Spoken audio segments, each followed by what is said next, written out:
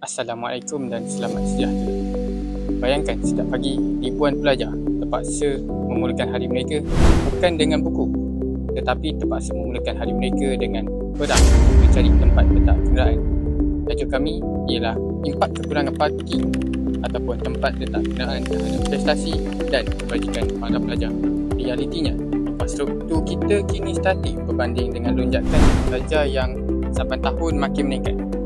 Bagi mereka yang tinggal di luar, kenderaan bukan adalah sebagai kehendak tetapi sebagai satu keperluan yang amat penting bagi mereka untuk datang ke kelas. Jadi, jika tiada tempat letak kenderaan, macam mana mereka nak datang ke kelas? Seterusnya, pernyataan masalah. Pernyataan masalah ini merangkumi dua aspek kritikal yang memerlukan perhatian segera demi menjamin kelestarian persekitaran pembelajaran pelajar di kampus.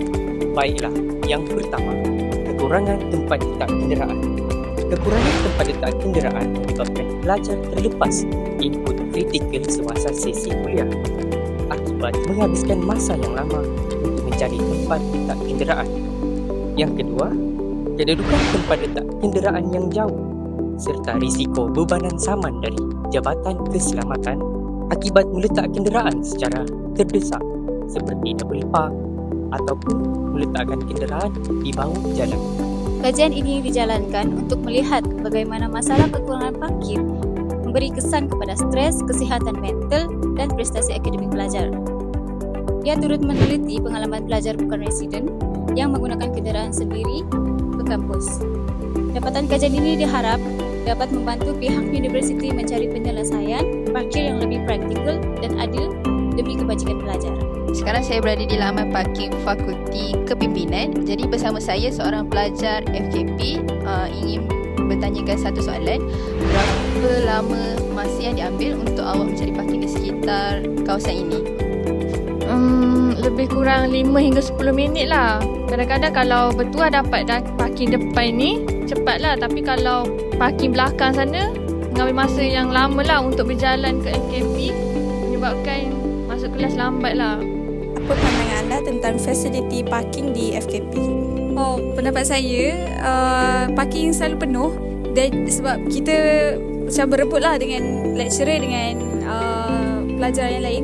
So kadang-kadang tiba-tiba ada yang kena saman tanpa kita tahu apa kesalahan macam tu. Sebab parking memang terlalu penuh dan fasiliti dekat sini saya rasa perlu diperbaiki lagi lah. Terima kasih kepada pelajar FKP yang sudi memberi pandangan tentang fasiliti parking di FKP. Berdasarkan dapatan kajian, isu parkir memberi kesan langsung kepada pelajar.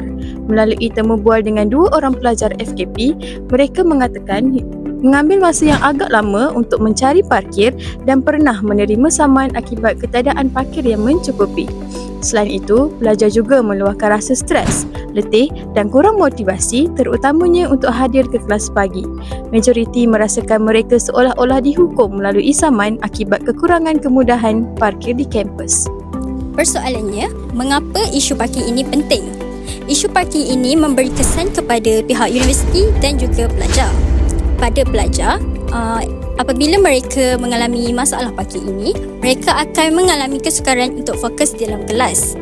Dari segi universiti pula, kesesakan dan aturan parking yang tidak baik akan menjejaskan imej universiti. Sebagai kesimpulan, isu parkir di kampus ataupun universiti bukan hanya sekadar masalah ruang, tetapi isu kebajikan pelajar yang memberi kesan kepada stres dan prestasi akademik pelajar.